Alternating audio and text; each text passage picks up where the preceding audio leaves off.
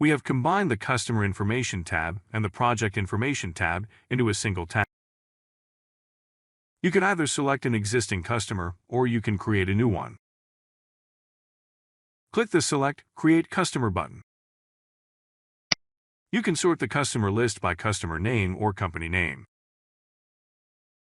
Click the New Customer button to create a new customer. You will enter the new customer's information into the Customer Information section. Select a customer and click the Delete Customer button to delete the customer. You will be allowed to delete the customer as long as it's not used in a project.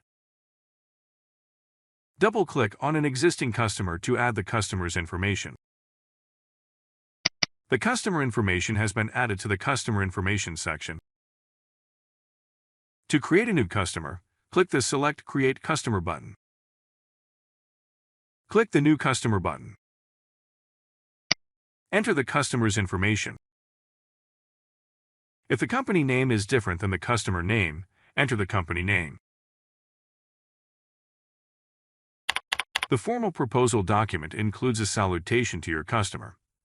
Enter the salutation that you want to use, such as Dear John or Dear Mr. Ford.